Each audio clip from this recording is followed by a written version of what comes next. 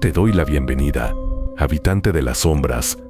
Aquí no hay luz, solo susurros, rituales prohibidos y relatos que no deberían contarse. Suscríbete y déjame un comentario. ¿Desde qué rincón del mundo me estás escuchando? Apaga la luz y prepárate, porque la oscuridad ya comenzó a hablar. Nunca pensé que mi matrimonio se convirtiera en una pesadilla, y mucho menos por culpa de alguien que debía ser parte de mi familia. Me casé con Juliana hace 5 años, en un pequeño pueblo de Michoacán, México. Desde el primer día, su madre, doña Elvira, dejó claro que yo no era de su agrado. Era una mujer de mirada dura, con arrugas profundas que parecían talladas a cuchillo, y siempre llevaba un rebozo negro, incluso en pleno calor del verano. La gente del pueblo murmuraba que sabía de hierbas y de rezos, pero con un tono de respeto mezclado con temor, como si todos supieran algo que yo aún ignoraba. Al principio no le presté atención. Pensé que era la típica suegra sobreprotectora que no quería perder a su hija. Pero poco a poco las cosas comenzaron a ponerse extrañas. La primera noche que Juliana y yo dormimos juntos en nuestra nueva casa, escuchamos un golpeteo suave en la ventana. Me levanté pensando que era el viento, pero no había nada, ni siquiera ramas cerca. Al regresar a la cama, Juliana estaba temblando. Me confesó que desde niña escuchaba ese mismo sonido cada vez que su madre estaba molesta con ella. Con el paso de los meses, los sucesos se intensificaron. Pollos amanecían muertos en el patio, con las patas amarradas con un hilo rojo y la cabeza enterrada en la tierra. A veces, en la madrugada, despertaba con un olor insoportable a humo de copal, como si alguien hubiera encendido un sahumerio dentro de nuestra recámara. Cuando salía al pasillo, encontraba cenizas en forma de círculos frente a la puerta. Una noche, mientras regresaba del trabajo, vi a lo lejos la silueta de una mujer parada justo frente a mi casa. Al acercarme, la reconocí. Era doña Elvira. Tenía una gallina negra entre las manos, viva, pero inmóvil, como si estuviera hipnotizada. Apenas me acerqué, me lanzó una mirada fría y comenzó a murmurar en voz baja. No entendí ni una palabra, pero me recorrió un escalofrío tan intenso que sentí las piernas flojas. En cuanto abrí la puerta, ella se giró y desapareció en la oscuridad. Juliana estaba llorando en la cocina. Me mostró un pequeño costal de yute escondido debajo de nuestro colchón. Dentro había cabellos entrelazados, uñas humanas y una figura de barro con nuestros nombres escritos en sangre seca. Juró que no era suyo, que alguien lo había puesto ahí. No hizo falta preguntar quién. A partir de esa noche, comenzaron mis pesadillas. Siempre eran iguales. Veía a Juliana caminando hacia un altar lleno de velas negras, mientras su madre la sujetaba del brazo y le decía al oído: «Hasta que la suegra los separe».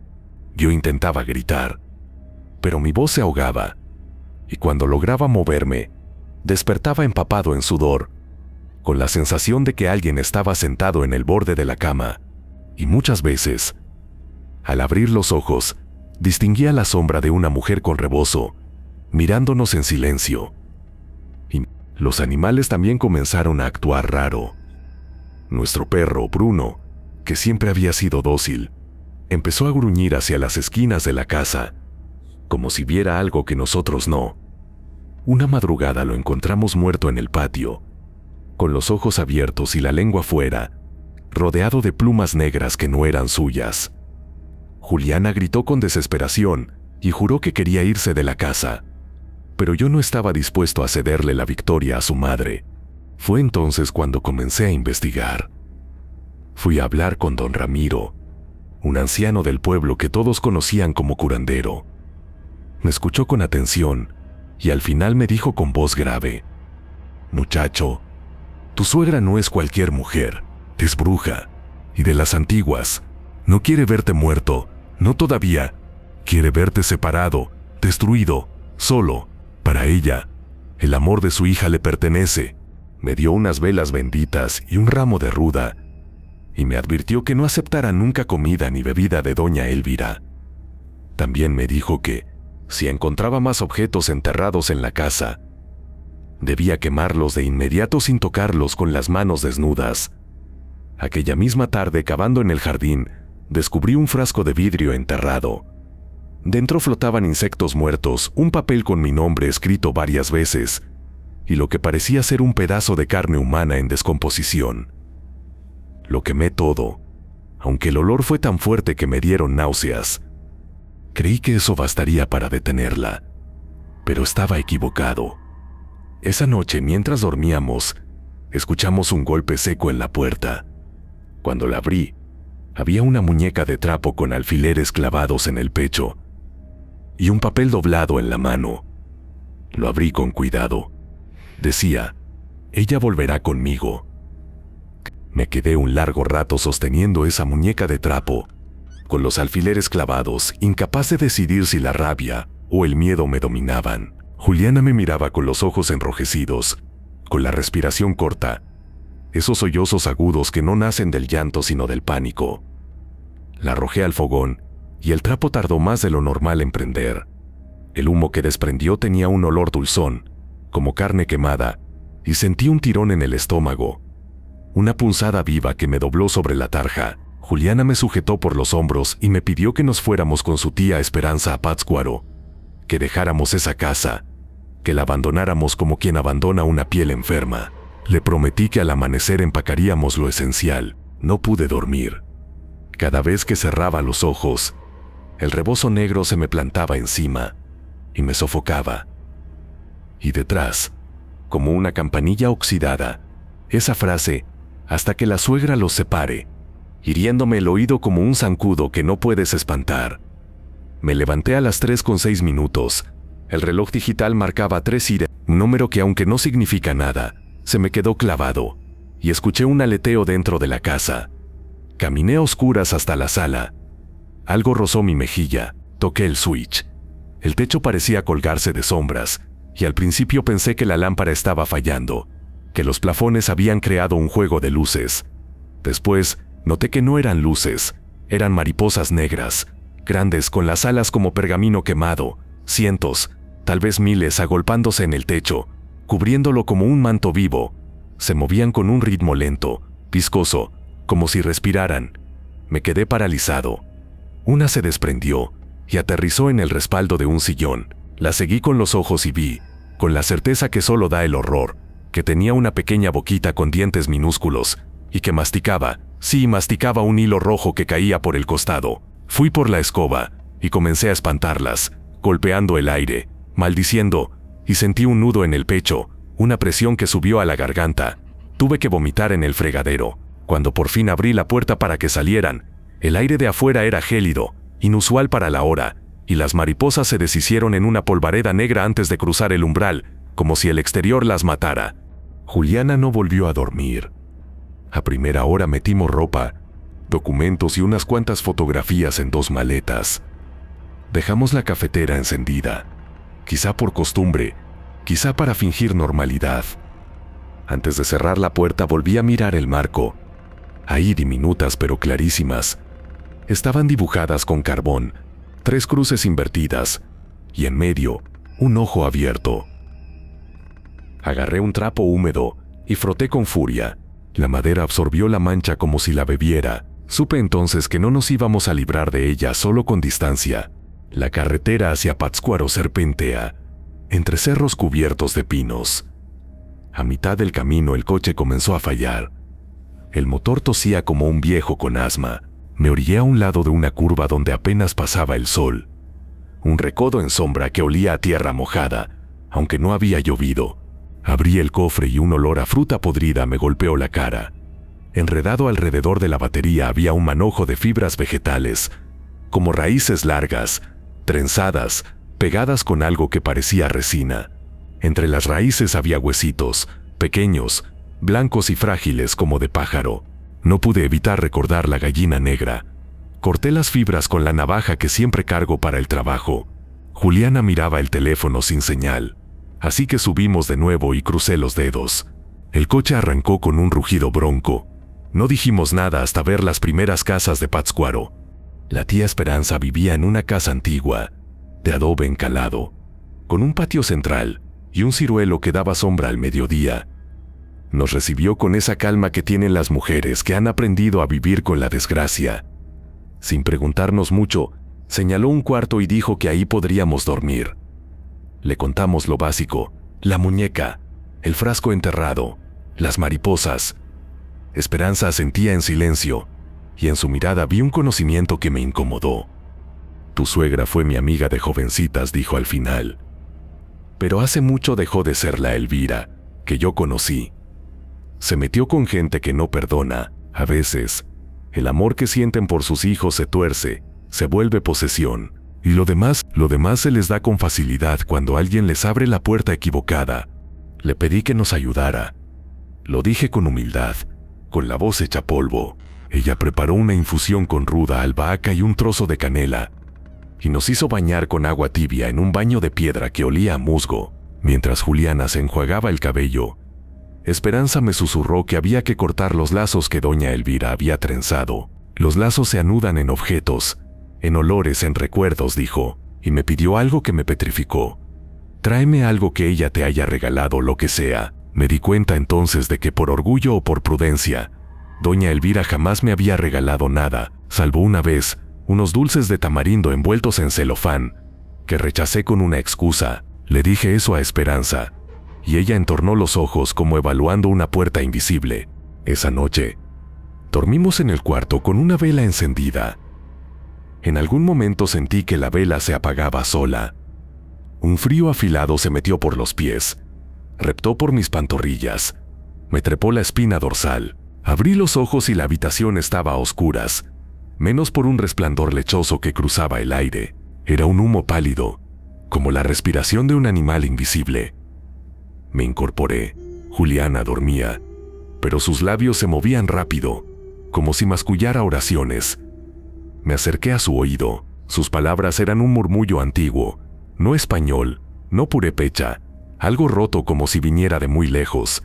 Le toqué el hombro y en ese instante, del techo cayó un puñado de tierra húmeda, con gusanos blancos retorciéndose, y un olor a ultratumba inundó el cuarto. Alcancé a prender la vela, y el humo se disolvió en el mismo segundo. Los gusanos se quedaron quietos, como si el fuego los hubiera congelado. A pesar del miedo, por la mañana me sentí con una extraña claridad. Me vestí y salí al mercado. Compré sal de grano, velas benditas, una imagen de San Benito y otra de San Miguel, y un puñal pequeño, de mango de madera, con una cruz grabada. Al regresar encontré a Esperanza con un hombre sentado en el corredor. Era moreno, con manos grandes y una cicatriz que le cruzaba la ceja izquierda. Se presentó como Evaristo, el que limpia las casas cuando los huesos lloran, dijo sin sonrisa. No supe si era una forma de humor o de advertencia. Evaristo no perdió tiempo con ceremonias. Caminó por la casa, husmeó los marcos de las puertas, pasó la palma de la mano por los dinteles, como si leyera en braille el aire. Se detuvo en la puerta de nuestro cuarto y olfateó, literalmente olfateó, la madera. Aquí está, dijo. Ella viene de noche por el aliento de ustedes, para rearmar lo que quiere deshacer. Traigan una cubeta, carbón y el puñal que compraste. Yo no le había contado lo del puñal a nadie. Un sudor helado me corrió por la espalda. Trajimos lo que pidió. Evaristo encendió el carbón y arrojó encima hojas secas, que sacó de una bolsita de manta. Un humo espeso se elevó, con olor a hinojo y a algo metálico. Colocó el puñal sobre el humo y comenzó a rezar. No eran rezos exactamente, eran palabras atadas, firmes, sin emoción, como las frases de una receta. Cuando el puñal se calentó, lo apoyó con cuidado en el marco de la puerta, arriba donde yo no alcanzaba a ver. Hubo un chasquido, como si quebrara una hebra de vidrio. Algo cayó al piso con un tic sordo. Era un diente humano, pequeño, amarillento, todavía con un hilo de carne adherida. Juliana se tapó la boca para no gritar. Ella clavó aquí su hambre, dijo Evaristo. Ya no podrá entrar desde este punto. Pero esto no se acaba, porque a ella no le interesa tanto la casa, como lo que lleva adentro, ustedes. Juliana se quebró. La vi derrumbarse sobre la cama, llorando con una desolación antigua. Me acerqué, le acaricié el cabello y por un instante odié a doña Elvira con un odio puro, sin límite, como si fuera un ácido que me consumía por dentro. Prometí en voz baja: no nos vas a separar, no te lo voy a permitir. Esa tarde, Esperanza me llevó aparte. Me confesó lo que nadie me había dicho, que Juliana no era la primera pareja a la que doña Elvira intentaba arrancarle la vida, que cuando ella era joven se había enamorado de un muchacho llamado Leónidas, le decían Leo, y que una madrugada lo encontraron en el río, con los bolsillos llenos de piedras, muerto, la boca llena de lodo. No hubo pruebas, pero todos supieron. Doña Elvira no lloró en el velorio. Miró a su hija a los ojos y frente al ataúd dijo: nadie te va a robar. A partir de ese día, Juliana dejó de mencionar a Leo.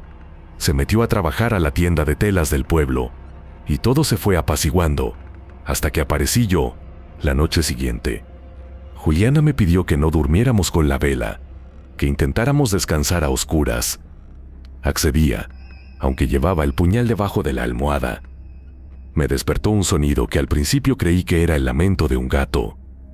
Era distinto, más humano, más contenido. Abrí los ojos. A los pies de la cama había una figura encorvada, envuelta en un rebozo negro. No pude moverme. Me quedé clavado como si me hubieran cosido a las sábanas con hilo invisible. La figura tenía el rebozo echado hacia adelante, ocultando la cara. Se inclinó, apoyó las manos en mis tobillos y sentí un frío seco, de metal. El peso era real, insoportable. La figura levantó lentamente el rostro, y aunque bajo el rebozo no había rasgos, reconocí esa ausencia como quien reconoce una cicatriz. Intenté gritar el nombre de Juliana, pero la voz no salía. Entonces de mi garganta brotó un sonido que no era mío, como un graznido roto. La figura inclinó la cabeza, como curiosa, y oí la frase dentro de mi cráneo, no en el aire: ¿qué ofreces por lo que no te pertenece? Fue Juliana quien me liberó. Se incorporó de golpe, como si alguien la hubiera jalado por dentro, y prendió la lámpara de noche. La figura desapareció con un chasquido y un olor a tierra mojada y sangre vieja. Pude mover los pies. Tenía marcas, 2 semicírculos violáceos donde habían estado esas manos. Juliana me abrazó sin decir nada, y yo temblaba como un niño. Al amanecer, decidí que no iba a huir más. Fui al parque y, sin pensarlo demasiado, marqué el número de doña Elvira, que tenía guardado como si guardara un veneno para usarlo cuando no quedara alternativa. Tardó en contestar. Cuando lo hizo, su bueno fue un suspiro cargado de tabaco. «Necesito hablar con usted», dije, con la voz más firme que pude. «¿Conmigo?», se burló. «¿Y de qué más podrías hablar que no sea de mi hija? Deje de acosarnos». «Ya basta. Si sigue voy a...» «¿Pasa qué?», interrumpió, y la voz le cambió, más grave. «Muchacho, no me amenaces. No sabes por dónde caminar. La amo», dije, «y no la voy a dejar. No va a separarnos». Silencio. El ruido de una olla hirviendo. Un pájaro que gritó 3 veces lejano. «Entonces ven», dijo ella, con una suavidad escalofriante. «Si crees que la amas tanto, ven a demostrarlo. Esta noche, la hora no te la digo. Tú sabrás cuándo entrar por esa puerta». La línea se cortó. Me quedé mirando el teléfono, con la certeza de que me estaba metiendo en la propia boca de una fiera. No dije nada a Juliana. Solo le pedí que confiara, que me dejara intentar. Le besé la frente, y en sus ojos vi un miedo tan hondo que me dieron ganas de llorar. Evaristo se apareció al mediodía. Como si supiera, le conté lo de la llamada. Me miró sin sorpresa y dijo: «No vayas con las manos vacías. Llévale algo que le duela. El recuerdo más limpio de Juliana.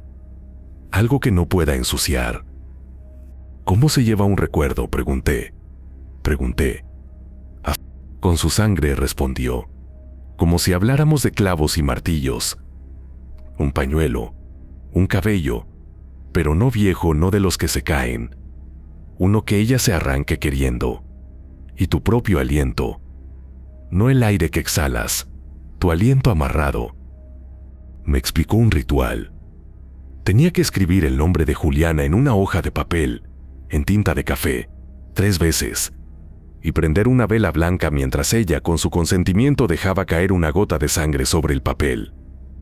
Luego, yo soplaría sobre la llama sin apagarla, y envolvería el papel con un listón blanco, anudado con 3 nudos. Eso es lo que tienes que llevar. Eso y tu rabia, pero domada. Si la rabia se te suelta, ella se alimenta. Juliana aceptó. Se pinchó el dedo con una aguja esterilizada y vio cómo la gota se abombaba en la yema antes de caer sobre el papel con su nombre. Yo soplé sobre la llama y, contra la lógica, la llama se inclinó sin apagarse, como si me escuchara. Envolví el papel con el listón. Apreté los nudos hasta que me dolieron los dedos. Guardé el paquetito en el bolsillo interior de la chaqueta. Al anochecer, conduje de regreso al pueblo. Pasé por calles que conocía demasiado bien. La casa de doña Elvira parecía más grande, como si hubiera crecido, como si hubiera respirado profundamente antes de mi llegada. Toqué la puerta. Nadie contestó. Estuve a punto de largarme, de olvidar mi hombría y correr. La puerta se abrió sola, con un rechinido que me raspó los dientes. Adentro el olor a copal era tan fuerte que mareaba. Avancé. Las paredes estaban cubiertas de fotografías de Juliana, en diferentes edades. Bebé, niña con trenzas, adolescente con uniforme escolar, joven con una camiseta roja que yo mismo le regalé. En todas, los ojos de Juliana parecían seguirme, pero no con reproche, con una tristeza dulce. «Llegaste», dijo la voz de doña Elvira desde la cocina. La encontré sentada junto a una mesa de madera, con una vela negra encendida en medio. Llevaba el rebozo, por supuesto, pero no tapaba su rostro. Sus ojos eran 2 cuentas oscuras que no reflejaban la luz. Sonrió y esa sonrisa no mostró dientes, sino una línea tensa vieja como cuerdas. «Siéntate», dijo. «¿Tomas atole?» «No», respondí. «Vine a decirle que termine esto». «¿Terminar?», se rió.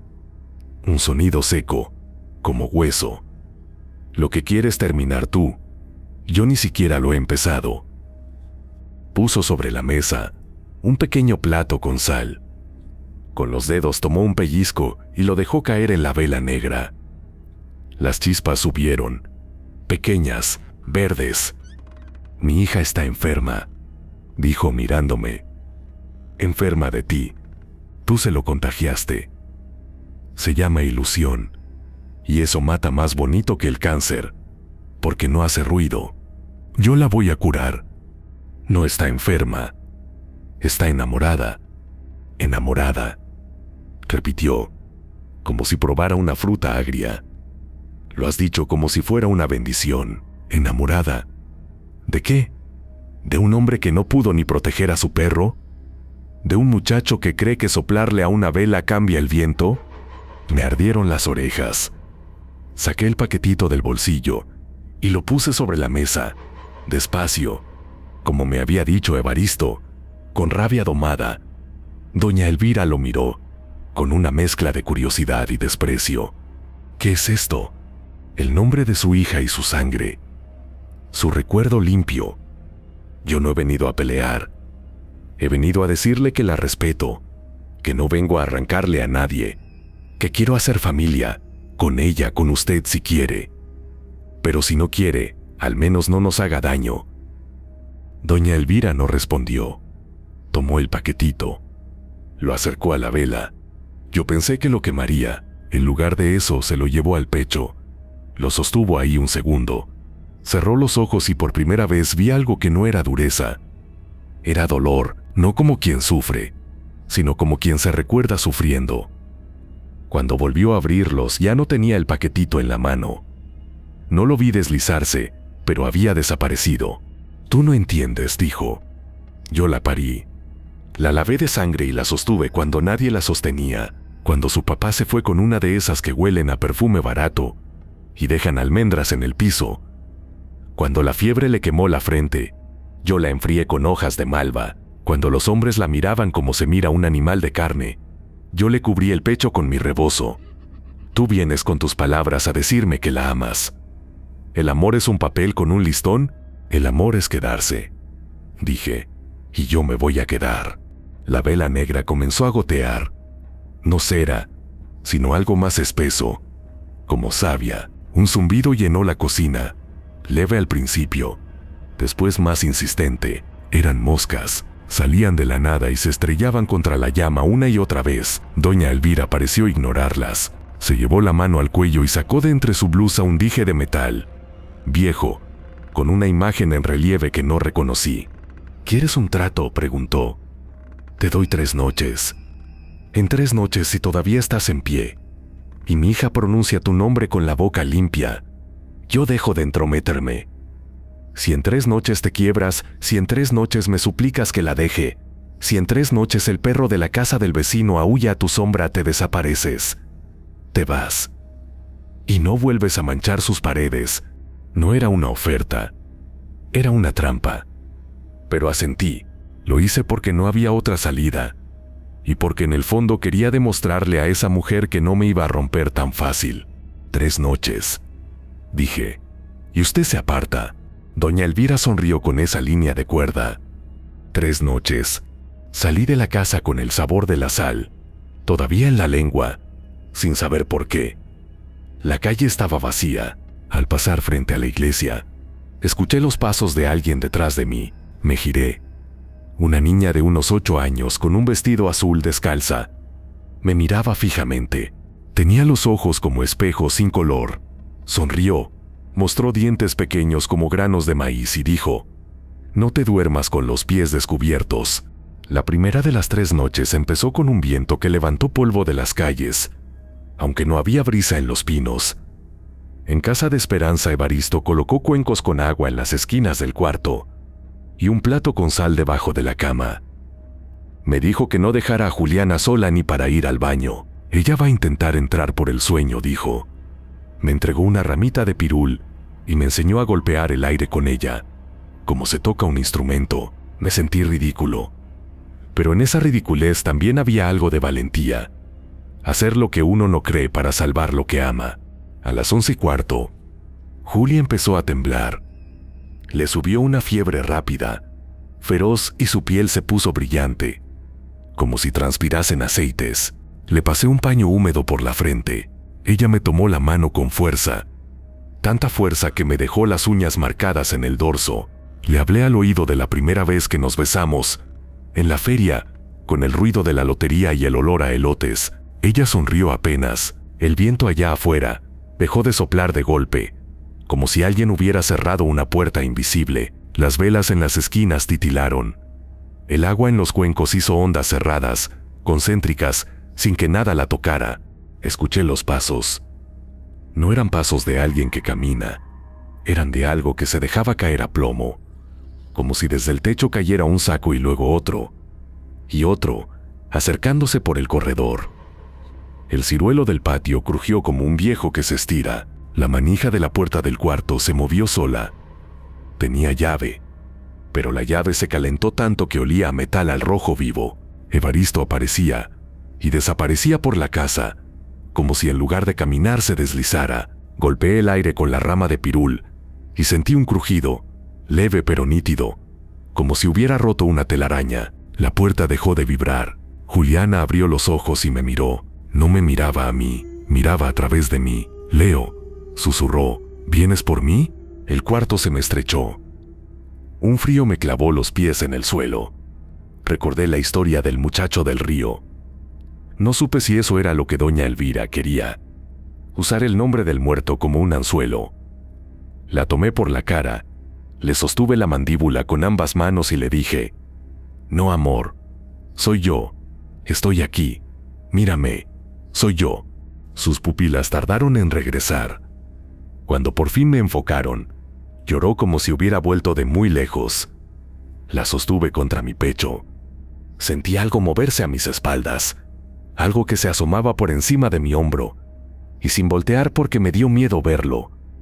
Golpeé con el pirul hacia atrás. Un alarido, sí, un alarido hueco, sacudió el aire. El ciruelo soltó una lluvia de hojas, aunque no se movía brisa alguna. La llama de la vela se alargó hacia el techo. Se hizo fina, como una aguja.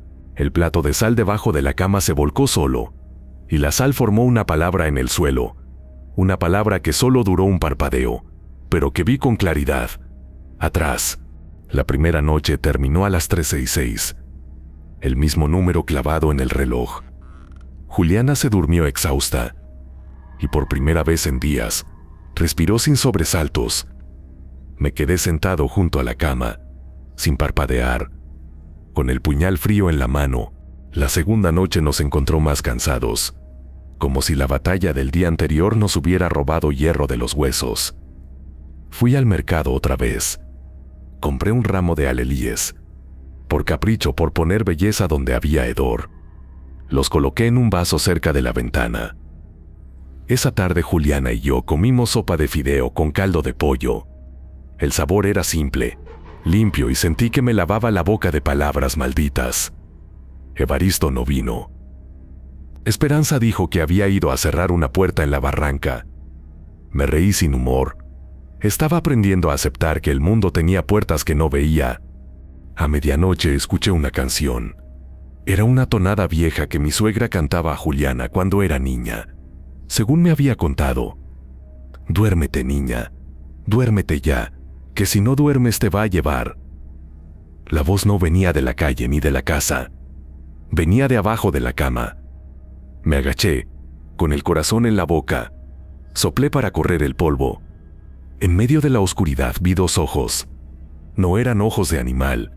Brillaron, pequeños, redondos, y parpadearon. La voz siguió cantando. Metí la mano sin pensar, y mis dedos tocaron algo húmedo, tibio, que se movió, y me mordió. Retiré la mano de golpe, con un grito. La sangre brotó en el índice. 2 puntas de agujas perfectas. Me llevé el dedo a la boca por instinto, y me supo a hierro. En ese momento la cama tembló.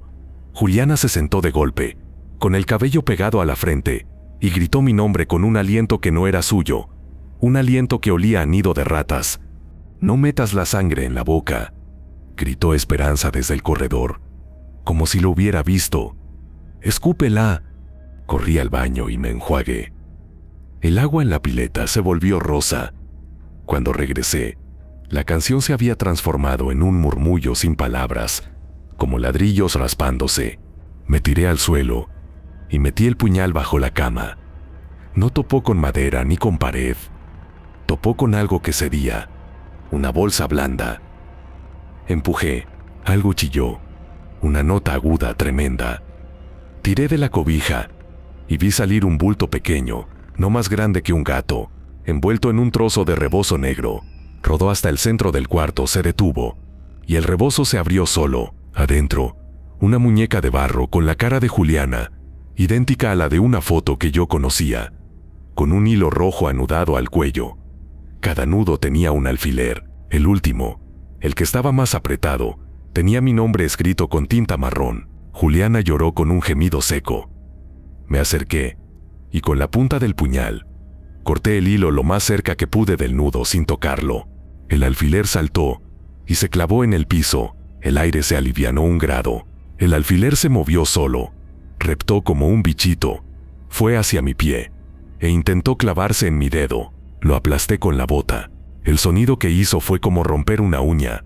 El silencio después de eso fue tan rotundo que escuché el goteo del baño, las patas de un insecto en la pared. Juliana dejó de llorar y se desplomó dormida de agotamiento. Me quedé otro rato en vela, con el puñal en la mano. Los alelíes en el vaso se habían marchitado de golpe, como si alguien les hubiera bebido las flores. Al amanecer de la tercera noche, yo ya no era el mismo. No es que fuera más valiente, era más fino para el miedo. Aprendí a distinguir sus capas, su temperatura. Sabía cuándo venía de dentro, de mis pensamientos, y cuándo venía de afuera, del aire retorcido por alguien más. También sabía que esa noche iba a ser distinta, no porque lo dijeran las moscas que amanecieron pegadas al cristal como semillas negras, ni porque el ciruelo tirara frutos sin razón. Lo supe porque al despertar, Juliana pronunció mi nombre, y su aliento me llegó limpio. Supe que ella estaba conmigo, y que lo que viniera ya no sería solo para separarnos, sino para probar de qué estábamos hechos. Decidí preparar la casa. Tracé cruces con sal en el umbral, y puse una campanita de metal, que encontré oxidadísima en el patio, colgando de un clavo. Si vibraba, sonaría. En el centro del cuarto, con tiza, dibujé un círculo. Nos sentamos dentro, espalda con espalda. Conté a Juliana la historia de mi abuelo, que peleó con un borracho por una mujer, y le rompieron la nariz, y que años después la misma mujer lo cuidó mientras moría. Le conté porque en ese momento, el amor era una cuerda, y yo la reforzaba con historias. La noche cayó sin ceremonias. Las sombras de las vigas se alargaron como dedos. La vela blanca que encendimos crepitó con un ritmo que no me gustó. A las 12:23 la campanita sonó. Una vez, 2, 3, luego se quedó vibrando sin sonido, como si el oído no alcanzara esa frecuencia. El aire se densificó. El círculo de tiza olió a horno. Juliana apretó mi mano. Afuera del círculo, sobre el piso de madera, las letras comenzaron a formarse solas, en una caligrafía antigua. Vi la E, la L, la V, la I, la R, la A, Elvira. La palabra se partió en dos, se replegó, y de esa plegadura salió humo. El humo tomó forma de mujer con rebozo. No necesitó abrir la puerta, estaba adentro. No vine a negociar, dijo sin boca. Vine a recoger. Elevé el puñal con la mano derecha, no como amenaza, sino como quien alza una vela para iluminar. Recordé a Evaristo. No le des rabia abierta. No le enseñes los dientes. Me mordí el labio por dentro hasta el sabor a sangre, para recobrar calma. Tiene 3 noches, dije. Esta es la última.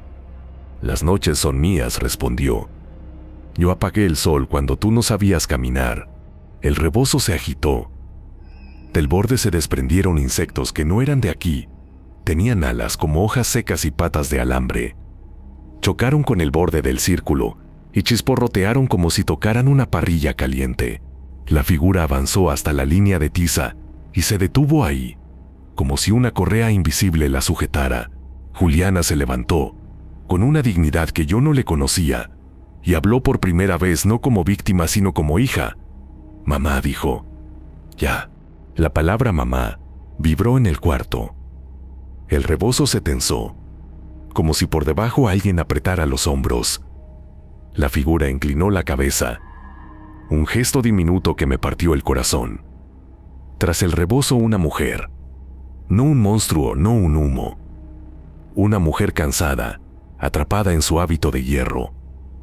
¿Qué te hace pensar que ese hombre no te va a dejar cuando vea que no puedes darle hijos?, susurró. ¿Qué te hace pensar que no te va a cambiar por la primera que le sonría en la cantina? ¿Qué te hace pensar que no va a llegar un día con olor a madera y decir, ya no te amo? Yo sé de esas cosas. Yo lo sé mejor que tú. Porque me prometió quedarse, dijo Juliana. Y si se va igual voy a estar bien. Pero no voy a vivir con el miedo que te dejó a ti. No voy a vivir en tu revancha. La habitación se comprimió. La vela blanca estalló con un pop, dejando un hilo de humo. En ese vacío, la figura del rebozo se estiró. Tocó el borde del círculo con lo que parecía ser una mano, y se quemó. Se quemó de verdad como carne. El olor me revolvió el estómago. Retrocedió 1 centímetro. Luego, como si alguna presa interna se hubiera roto, avanzó otra vez, dispuesta a cruzar. Ahora, gritó Esperanza desde la puerta. El nombre. Di su nombre como si la hubieras parido tú. No pensé. Abrí la boca y dije, Juliana. No lo dije, lo parí. Fue una palabra grandísima, con bordes, con peso. La solté como quien suelta un animal que llevaba amarrado dentro del pecho. El Juliana. Golpeó el aire, y la figura se contrajo, como si la hubieran golpeado en el estómago. Otra vez, Juliana, La campanita chilló. El círculo de tiza brilló. Un brillo opaco, improbable. La figura retrocedió. No por miedo, sino por reconocimiento. No era Mía quien miraba, era su hija.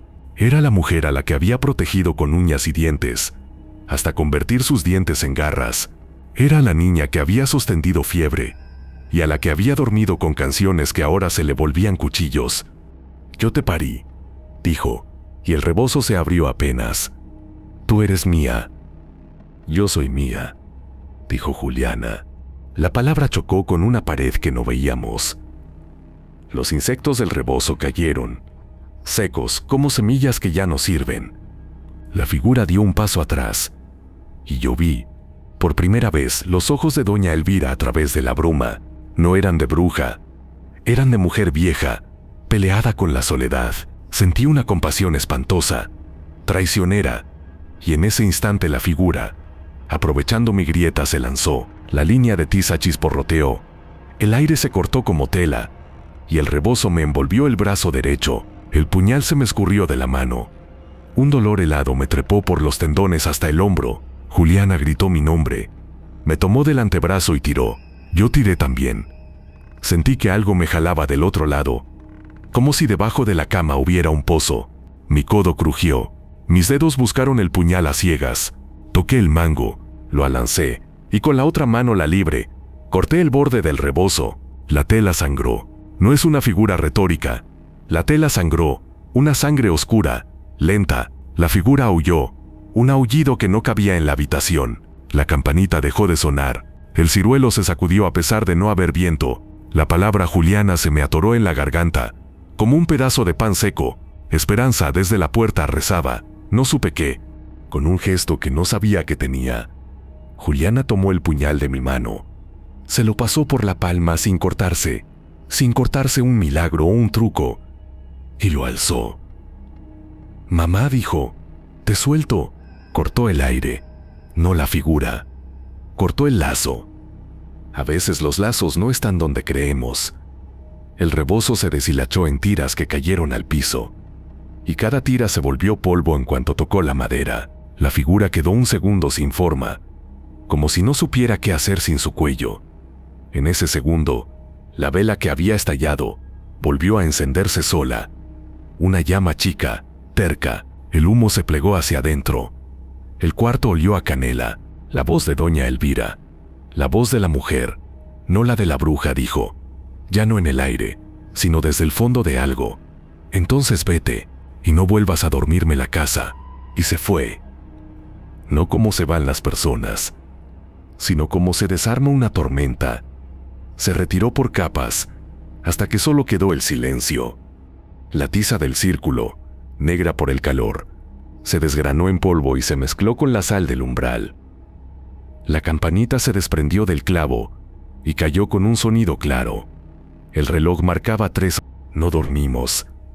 Nos quedamos sentados, sintiendo el peso del cuerpo como si fuera una bendición. A las 6, el cielo se aclaró y por primera vez en muchas semanas escuché algo que había olvidado: pájaros. Evaristo llegó con los ojos enrojecidos. Sonrió apenas y dijo: «Ya». No quise preguntar qué significaba ese por ahora.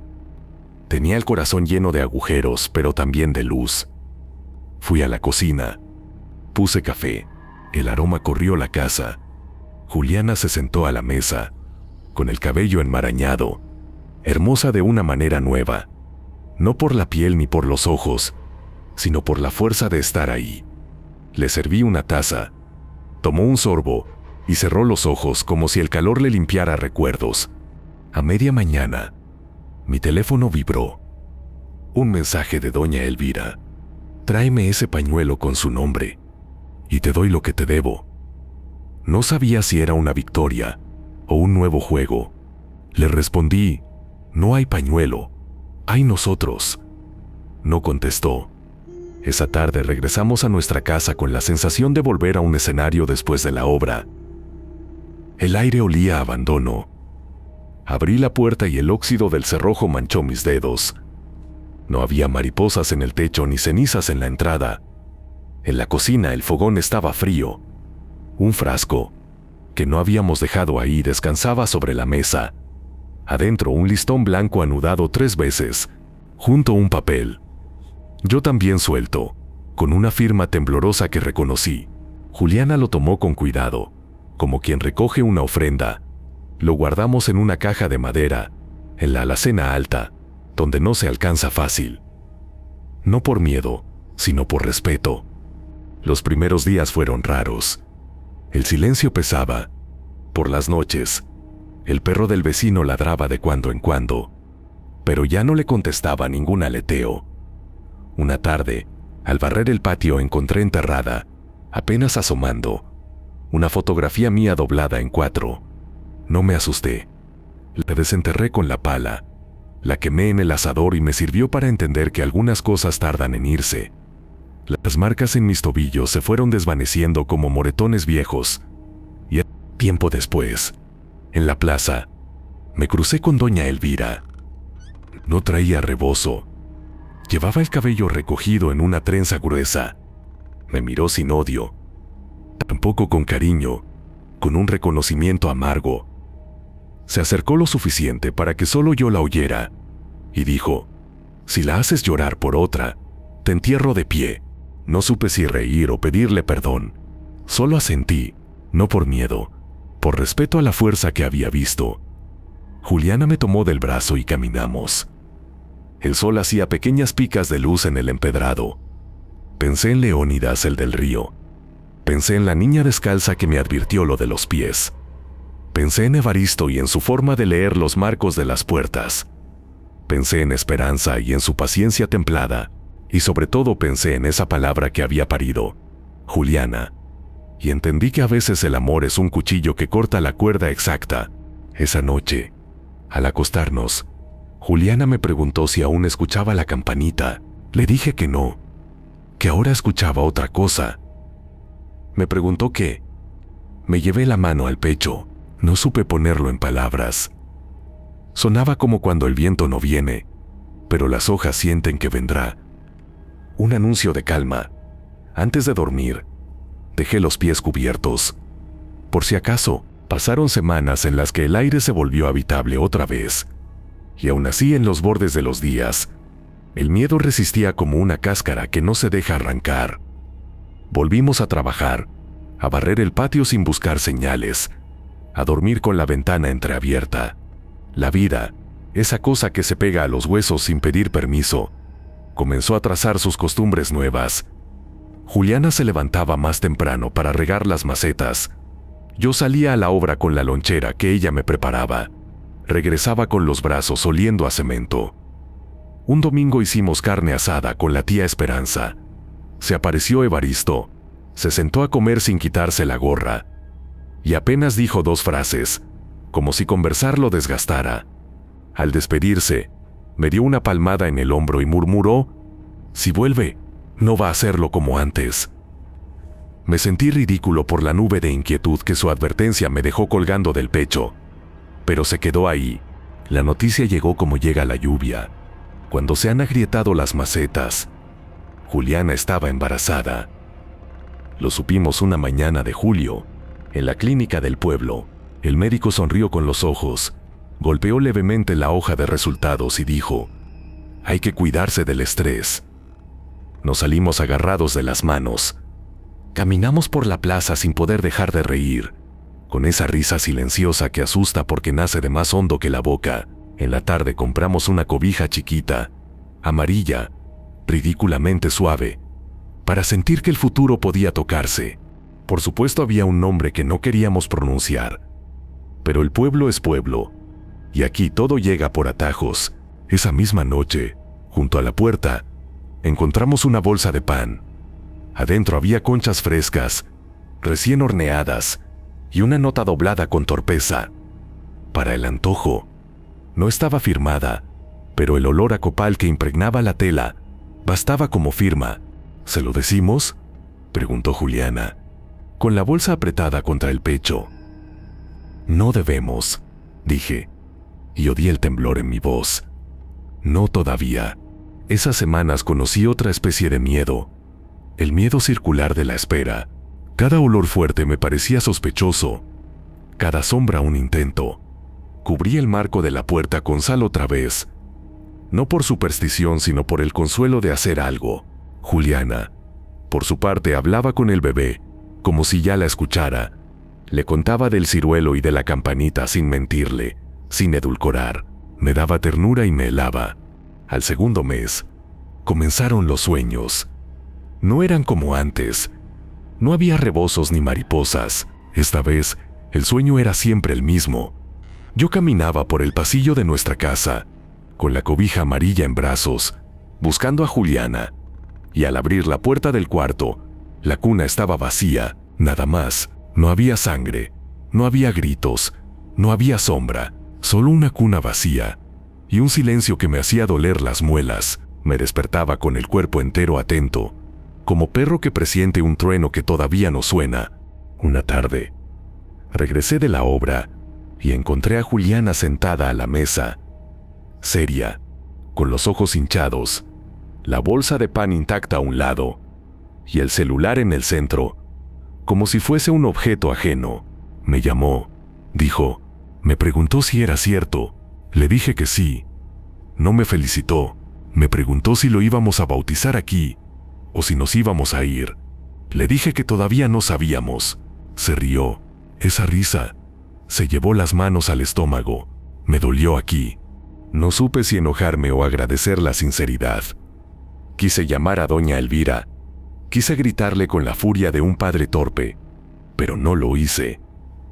En lugar de eso, esa misma noche me llevé la cobija amarilla al cuarto y la puse en la silla que da a la ventana. Al acostarnos, Juliana me pidió, si pasa algo, si yo empiezo a volverme como ella, si te digo que dejemos de querer a nuestro hijo, prométeme que no me vas a obedecer. Prométeme que me vas a contradecir, cueste lo que cueste. Lo prometí. Nunca supe que prometer pudiera pesar tanto. El primer movimiento del bebé llegó como un hilo que tiraba desde adentro. Juliana me agarró la mano y la puso sobre su vientre. Su piel tibia, el latido suave, el sobresalto breve que era como un pez tocando el borde de una red. Lloramos los dos. A la mañana siguiente, en la puerta había una pequeña cruz de barro, del tamaño de un pulgar, con una grieta en medio y una cinta roja anudada en la base. La recogí con la pala. Sin tocarla, la metí en una bolsa de plástico y la llevé a casa de Esperanza. La tía la vio y se le endureció la quijada. No es mala, dijo. Es un amarre por miedo. Quiere atar lo que le asusta que se le vaya. Pero en manos equivocadas, estos amarres aprietan hasta ahorcar. La tiro. No la tires, dije, sin saber por qué. Guárdala en el lugar más oscuro. No quiero que la tierra la vuelva a morder. Los meses avanzaron. Yo empecé a aceptar trabajos más lejos, en Apatzingán, en Uruapan. Regresaba tarde con la ropa cargada de polvo, y ese cansancio me protegía. Dormía de corrido sin sueños. Juliana se quedó sin voz 2 días, un resfrío raro que no subía a fiebre, y cuando la recuperó, me dijo que había oído una canción bajo la ventana en plena lluvia. La voz no era la de su madre, era la de una niña, tal vez la misma que me había advertido en el pueblo. No te duermas con los pies descubiertos, volvió a repetir. Juliana se soltó a llorar sin razón aparente, y la abracé hasta que el llanto dejó de ser un hilo para ser un descanso. La primera visita de doña Elvira llegó sin anuncio. Yo estaba reparando la llave del lavadero cuando la oí toser en el patio. Me limpié las manos y salí. No traía rebozo. Vestía un suéter gris, limpio, con olor a jabón. Sus ojos no eran los de la noche de la vela negra. Eran ojos de mujer que cruza la plaza a paso corto. Me miró como se mira a un vecino. Juliana apareció en la puerta. Se quedó muda. Vine a ver que estén bien, dijo. Su voz tenía algo que la hacía parecer más joven, o más rota. ¿Qué estén comiendo? ¿Puedo? Asentí. La invité a pasar. Se sentó con la espalda derecha. Puso las manos sobre las rodillas. No miró las paredes ni el techo. Miró los platos, la jarra de agua, el paño doblado. Parecía revisar una lista silenciosa. No vine a hacerles daño, dijo como si nos leyera de la frente la pregunta. Solo quería ver que no falte nada. Juliana apretó los labios hasta volverse palidez. Falta, dijo. Falta que me abraces como cuando me dolía la panza y me cantabas la de los patitos. Falta que me veas sin pensar que me vas a perder. Falta que... Se le quebró la voz. Falta que seas mi madre sin querer ser mi dueña. Doña Elvira no lloró. No sé si podía. Se levantó, caminó hasta Juliana con cautela, como si una cuerda invisible pudiera tensarse, y le tocó el cabello. Era un gesto pequeñísimo, y sin embargo algo transcurrió. En ese instante pensé que se podía volver a un lugar simple. No duró. No porque ella hiciera algo, porque la vida se encargó de recordar que la simplicidad no es un derecho. A las 2 semanas fui a colocar unas vigas a la obra de un rancho en la salida al lago. Subí al andamio, sentí el metal caliente bajo la suela. Acomodé la viga con el otro albañil, Chacón, que tenía un tatuaje de un gallo en el cuello. Una vibración rara, un desbalance minúsculo, y la viga se soltó de mi lado antes de que lograra fijarla. La agarré por instinto, y el peso me jaló hacia el vacío. Alcancé a colgarme de un tubo. Chacón gritó mi nombre. Alguien abajo rezó un Padre Nuestro atropellado. Las manos se me sudaron. El tubo resbaló 1 centímetro. Entonces la oí. La campanita sonó clarito. No sabía de dónde venía. Sonó una vez, y en ese golpe mis manos hallaron agarre. Pude trepar de vuelta al andamio. Me senté con la espalda contra la pared, y dejé que me temblaran todos los huesos. El capataz me dio agua, me dijo que me sacara el susto con un traguito de mezcal, que guardaba en el vestidor. No quise. Fui a casa caminando más despacio de lo normal, viendo mis manos como si no fueran mías. En el patio junto al ciruelo, colgaba una campanita vieja, idéntica a la que usé aquella noche. Nadie la había colgado. ¿O sí? Pero no alguien que yo pudiera ver. No quise contarlo. Me avergonzó admitir que una campanita me había salvado más que mis dedos. La noche siguiente, a Juliana se le antojó mango. Salí a buscar a las 9. En la esquina me topé con doña Elvira. Me dijo sin saludo: no vuelvas al rancho del lago, no por mí, por la escalera. Se va a romper. ¿Qué escalera? ¿Qué no? La que no ves porque está detrás del tanque. Ese detalle me erizó el cuerpo. Me enojé por necesitarla. Me enojé por la claridad con la que a veces veía lo invisible. Le dije que no podía meterse en todo. Me devolvió la mirada con una paciencia que me humilló. No me meto, dijo. ¿Ha visto? Eso sí sé hacerlo. Me di la vuelta sin agradecer, con el mango en la bolsa y una sensación ácida en el estómago. Esa noche la cobija amarilla me parecía demasiado pequeña para todo lo que temía. A los 7 meses, el doctor nos dio una lista: evitar esfuerzos, caminar poco, dormir del lado izquierdo, tomar infusiones suaves. Juliana siguió las instrucciones con disciplina. Yo, además, comencé a poner sal gruesa en los escalones, no para espantar maldiciones, sino para sentir que protegía el peldaño que pisaría mi hijo. Y entonces, la llamada, a medianoche. El timbre nos partió el sueño como un cuchillo. Contesté, una voz que conocía de otro miedo: Evaristo, vístete, dijo, y trae una prenda de la criatura. Todavía no nace. Alcancé a responder. Entonces de su madre: apúrate. En la barranca soplaron los perros hacia adentro. No pregunté. Tomé una blusa de Juliana, la que usaba para dormir, la de lunares blancos. Le dije a Juliana que la tía la esperaba, que no tardaba. No me creyó, pero no preguntó. En la puerta me topé con doña Elvira, sentada en el escalón, como si supiera. No te metas, dijo. Me estoy metiendo. respondí, y dejé de pensar. La barranca quedaba detrás de las casas viejas, donde el pueblo se deshilacha en huertas. El viento soplaba hueco. Evaristo me esperaba con una lámpara de aceite. A su lado, otro hombre delgado, con el cabello tan negro que parecía tinta. No se presentó. Llevaba en la mano una cuerda hecha de algo que no era fibra. Me miró con desinterés. «Hoy quieren cobrar», dijo Evaristo. «No la bruja.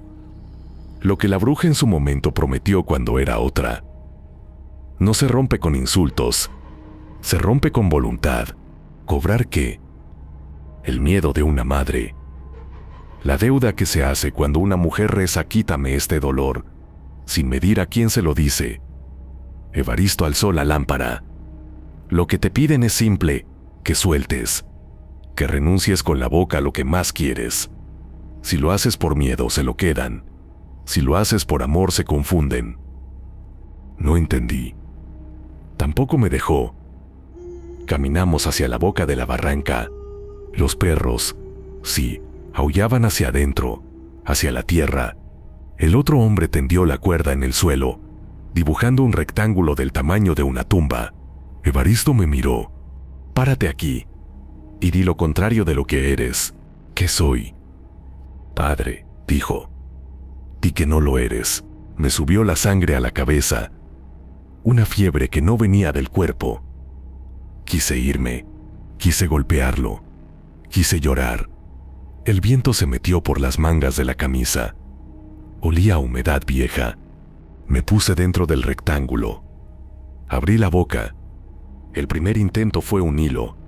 «No soy padre», dije, y el aire no reaccionó. Evaristo negó con la cabeza.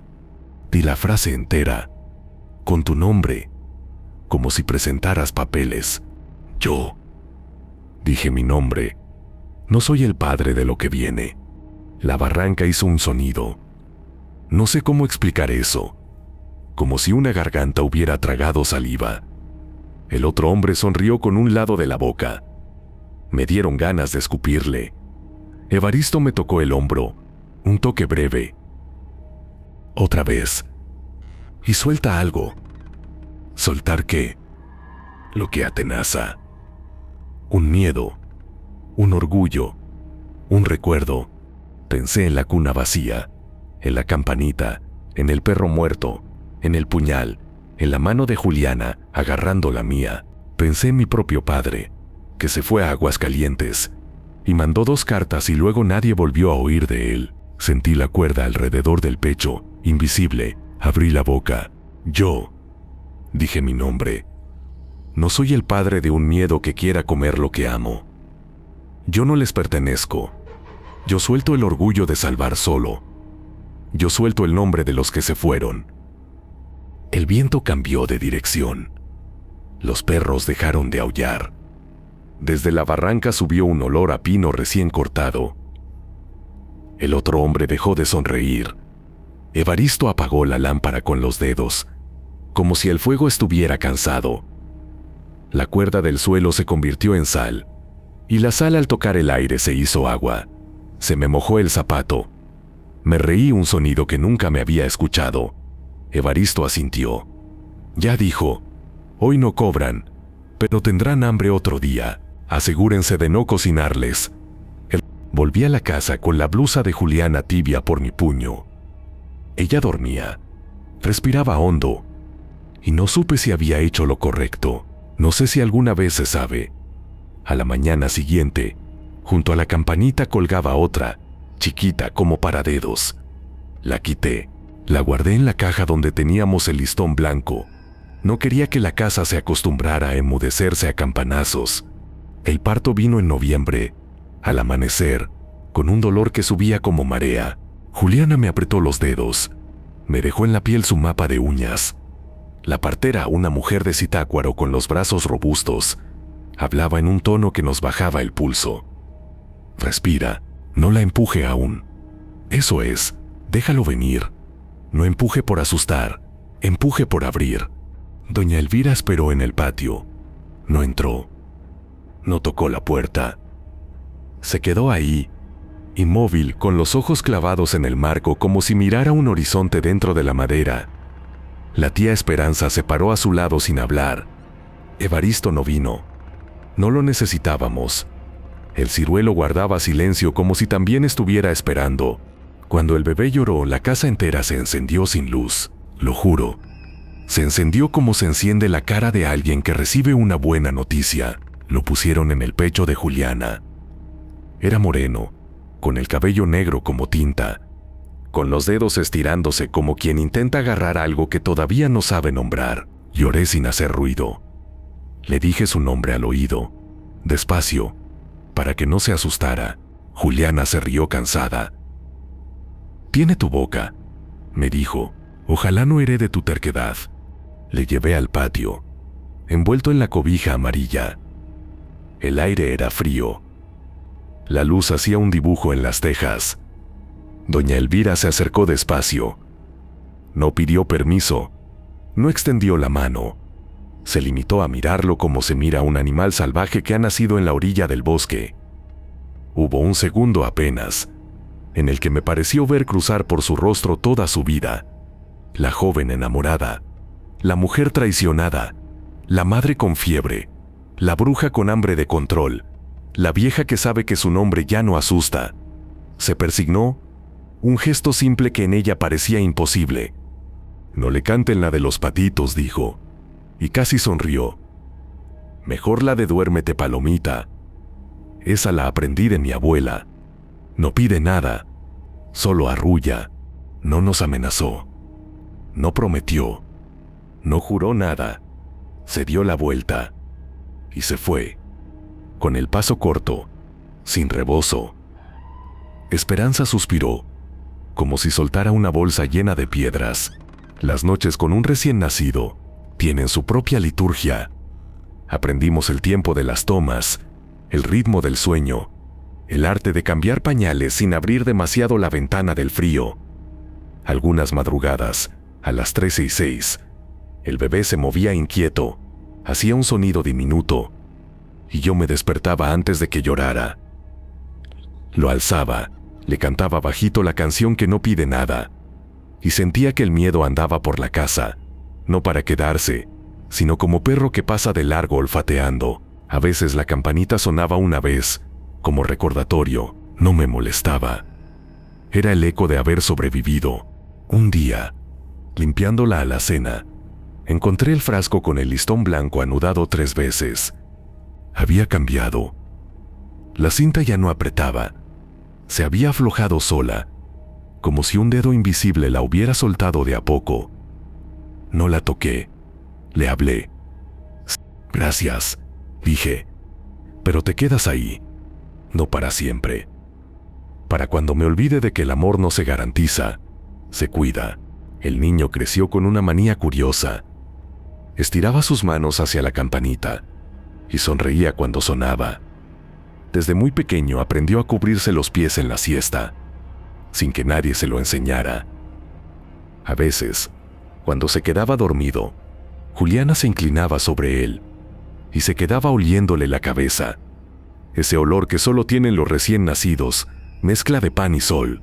Yo los miraba, y la palabra que me salía por dentro era hogar, no victoria, no final feliz.